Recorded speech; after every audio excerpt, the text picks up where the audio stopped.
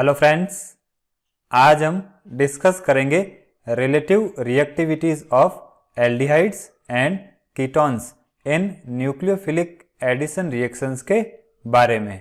देखिए, carbonyl carbon के साथ जो ग्रुप अटैच होते हैं वो न्यूक्लियोफिलिक एडिशन रिएक्शंस में एल्डिहाइड्स और कीटोन्स की रिएक्टिविटी को दो तरह से अफेक्ट करते हैं। बात करते हैं पहले पॉइंट स्टेरिक इफेक्ट की। तो देखिए, जैसा कि हमने न्यूक्लियोफिलिक एडिशन रिएक्शन की मैकेनिज्म में देखा था कि कार्बोनाइल कार्बन पे न्यूक्लियोफाइल का एडिशन और टेट्राहेड्रल इंटरमीडिएट का फॉर्मेशन एक ट्रांजिशन स्टेट के थ्रू अकर होता है। अब अगर इस ट्रांजिशन स्टेट से अटैच एल्काइल ग्रुप की साइज लार्ज होती है तो उस केस में ट्रांजिशन स्टेट के स्टेरिक कंजेशन का मैग्नीट्यूड ज्यादा होता है और इस वजह से न्यूक्लियोफिलिक एडिशन रिएक्शंस में कार्बोनाइल ग्रुप की रिएक्टिविटी डिक्रीज हो जाती है। देखिए, इसको हम कुछ एग्जाम्पल्स की हेल्प से समझते हैं।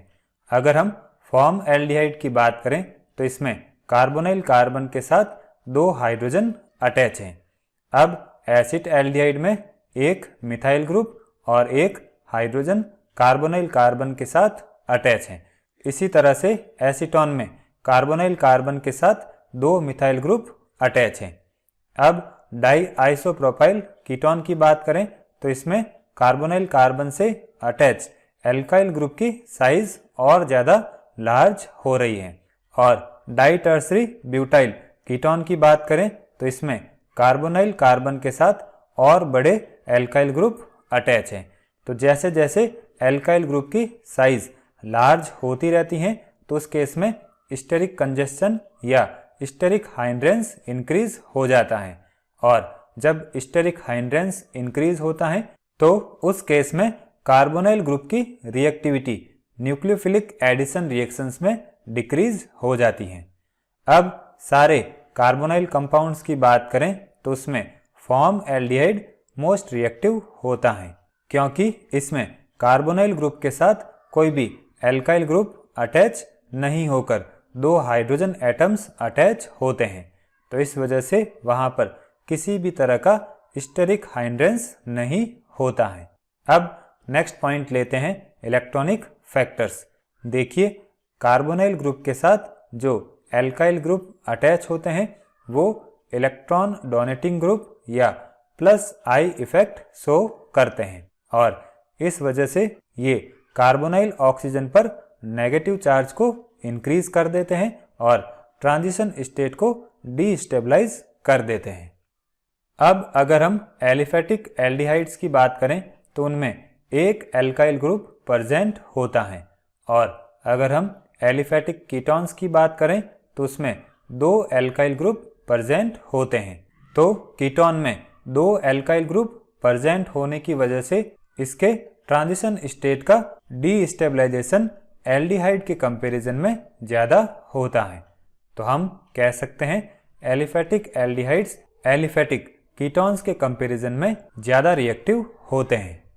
अब फॉर्म एल्डिहाइड की बात करें तो इसमें किसी भी तरह का एल्काइल ग्रुप प्रेजेंट नहीं होता है। तो इस केस में इसकी जो ट्रांजिशन स्टेट है वो मोस्ट स्टेबल होगी और इसी कारण जो सिंपलेस्ट एलिफेटिक एल्डिहाइड्स और कीटोन्स हैं उसमें फॉर्म एल्डिहाइड मोस्ट रिएक्टिव होता है।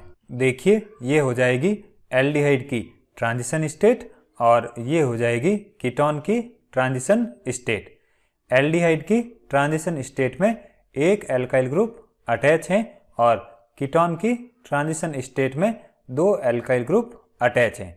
तो एल्डिहाइड की ट्रांजिशन स्टेट में एक ही एल्काइल ग्रुप का plus I effect transition state को डीस्टेबलाइज कर रहा है और कीटोन के ट्रांजिशन स्टेट के केस में दो एल्काइल ग्रुप अपने प्लस आई इफेक्ट की वजह से इस ट्रांजिशन स्टेट को डीस्टेबलाइज कर रहे हैं। तो जिस ट्रांजिशन स्टेट का डीस्टेबलाइजेशन कम होगा वो ज़्यादा रिएक्टिव रहेगी और जिसका डीस्टेबलाइजेशन ज़्यादा होगा वो लेस रिएक्टिव रहेगी। तो यहाँ पर रिएक्टिविटी का ऑर्डर ये रहेगा। अब इसके अलावा एल्डिहाइड्स और कीटोन्स की रिलेटिव रिएक्टिविटी को हम और कुछ फैक्टर्स के बेसिस पर समझ सकते हैं। पहले बात करते हैं एलिफेटिक एल्डिहाइड्स एंड कीटोन्स की। तो देखिए, अगर कार्बोनाइल कार्बन पर हाई पॉजिटिव चार्ज प्रेजेंट होता है तो उस केस में न्यूक्लियोफाइल उस पर आसानी से अटैक कर सकता है। सिंपली हम कह सकते हैं कार्बोनाइल कार्बन पर इलेक्ट्रॉन की डेफिशिएंसी जितनी ज़्यादा होगी उस पर न्यूक्लियोफाइल का अटैक उतनी ही इजीली हो सकेगा और इस वजह से कार्बोनाइल कंपाउंड की रिएक्टिविटी इंक्रीज हो जाती है। देखिए, अगर हम मिथाइल ग्रुप की बात करें तो ये इलेक्ट्रॉन डोनेटिंग ग्रुप होता है और अपने प्लस आई इफेक्ट की वजह से कार्बोनाइल कार्बन पर पॉजिटिव चार्ज के मैग्नीट्यूड को डिक्रीज कर देता है और इसकी वजह से कार्बोनाइल कंपाउंड्स की रिएक्टिविटी डिक्रीज हो जाती है। यहाँ पर हम फॉर्मल्डिहाइड, एसिटल्डिहाइड और एसीटोन का एग्जाम्पल ले रहे हैं। देखिए, फॉर्मल्डिहाइड में यहाँ पर हाइड्रोजन प्रेजेंट है। अब एसीटोन की बात करें तो इसमें एक मिथाइल ग्रुप प्रेजेंट है जो कि अपने प्लस आई इफेक्ट की वजह से इस कार्बन पर पॉजिटिव चार्ज को डिक्रीज कर देता है और जब पॉजिटिव चार्ज डिक्रीज होगा तो न्यूक्लियोफाइल का अटैक इजीली नहीं हो पाएगा। अब एसीटोन की बात करें तो इसमें दो मिथाइल ग्रुप प्रेजेंट हैं और दोनों methyl group plus I effect की वजह से इस कार्बोनाइल कार्बन के पॉजिटिव चार्ज को और ज़्यादा डिक्रीज कर देते हैं तो न्यूक्लियोफाइल का अटैक इस पर और कम होगा। तो इन तीनों कंपाउंड्स में से फॉर्मल्डिहाइड मोस्ट रिएक्टिव होता है।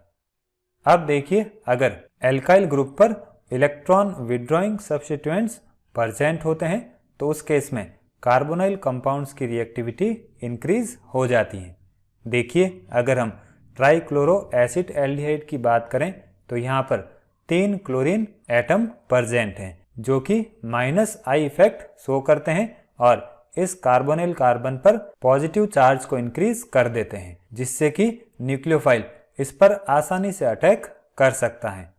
अब डाइक्लोरो एसिड एल्डिहाइड की बात करें तो इससे 2 क्लोरीन एटम अटैच हैं तो ये कार्बोनाइल कार्बन पर पॉजिटिव चार्ज को इस कंपाउंड के कंपैरिजन में कम इंक्रीज करेंगे तो इसकी रिएक्टिविटी इससे कम रहेगी और इस कंपाउंड में एक ही क्लोरीन एटम प्रेजेंट है तो इस कार्बन का पॉजिटिव चार्ज इन दोनों कंपाउंड्स के कंपैरिजन में कम रहेगा।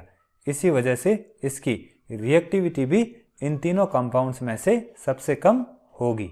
फिर बात करते हैं एरोमेटिक एल्डिहाइड्स एंड कीटोन्स की। तो देखिए, एरोमेटिक एल्डिहाइड और कीटोन्स की बात करें तो ये करस्पॉन्डिंग एल्डिहाइड्स और कीटोन्स के कंपैरिजन में लेस रिएक्टिव होते हैं। अब इसका कारण बेंजीन रिंग का प्लस आर इफेक्ट होता है जो कि कार्बोनाइल कार्बन पर पॉजिटिव चार्ज को डिक्रीज कर देता है। देखिए, जब एरोमेटिक कार्बोनाइल कंपाउंड्स में रेजोनेंस होता है तो इन सारे स्ट्रक्चर्स में से सिर्फ इसी स्ट्रक्चर में कार्बोनाइल कार्बन पर पॉजिटिव चार्ज प्रेजेंट है और बाकी स्ट्रक्चर्स में रेजोनेंस की वजह से कार्बोनाइल कार्बन का पॉजिटिव चार्ज डिक्रीज हो जाता है। अब सारे एरोमेटिक एल्डिहाइड और कीटोन्स की बात करें तो उस केस में aromatic aldehyde alkyl aryl ketones के कंपैरिजन में मोर रिएक्टिव होते हैं और alkyl aryl ketones di aryl ketones के कंपैरिजन में मोर रिएक्टिव होते हैं। जैसे अगर हम बेंज़ल्डिहाइड, एसिटोफिनॉन और बेंजोफिनॉन की बात करें तो इनमें से सबसे ज़्यादा बेंज़ल्डिहाइड रिएक्टिव होगा क्योंकि इसमें कार्बोनाइल कार्बन से सिर्फ एक बेंजीन रिंग अटैच है। अब एसिटोफिनॉन की बात करें तो इसमें कार्बोनाइल कार्बन से एक बेंजीन रिंग और एक मिथाइल ग्रुप अटैच है और बेंजोफिनॉन की बात करें तो इसमें कार्बोनाइल कार्बन से 2 बेंजीन रिंग अटैच है। तो इसी वजह से बेंजोफिनॉन इन तीनों में से सबसे कम रिएक्टिव होगा। अब अगर बेंजीन रिंग पर इलेक्ट्रॉन विड्रॉइंग ग्रुप प्रेजेंट होते हैं तो उस केस में कार्बोनाइल कंपाउंड्स की रिएक्टिविटी इंक्रीज हो जाती है और अगर बेंजीन रिंग पर इलेक्ट्रॉन डोनेटिंग ग्रुप प्रेजेंट हैं तो उस केस में कार्बोनिल कंपाउंड्स की रिएक्टिविटी डिक्रीज हो जाती है। देखिए ये हो गया एसिटोफिनॉन। जब इसके साथ इलेक्ट्रॉन विड्रॉइंग ग्रुप अटैच होता है तो ये यहाँ से इलेक्ट्रॉन विड्रॉ करेगा, जिससे इस कार्बोनिल कार्बन पर पॉजिटिव चार्ज इंक्रीज हो जाएगा और इस पर न्यूक्लियोफाइल इजीली अटैक कर सकेगा। तो इस वजह से पैरा नाइट्रो एसिटोफिनॉन की रिएक्टिविटी इन तीनों कंपाउंड्स में से ज़्यादा होती है। अब पैरा मिथॉक्सी एसिटोफिनॉन की बात करें तो इसमें जो मिथॉक्सी ग्रुप है वो इलेक्ट्रॉन डोनेटिंग ग्रुप होता है, जो कि इलेक्ट्रॉन डोनेट करेगा और कार्बोनाइल कार्बन पर पॉजिटिव चार्ज को डिक्रीज करेगा। और जब कार्बोनाइल कार्बन पर पॉजिटिव चार्ज डिक्रीज होगा तो न्यूक्लियोफाइल इस पर इजीली अटैक नहीं कर सकेगा। तो इसलिए इसकी रिएक्टिविटी इन तीनों कंपाउंड्स में से सबसे कम होगी।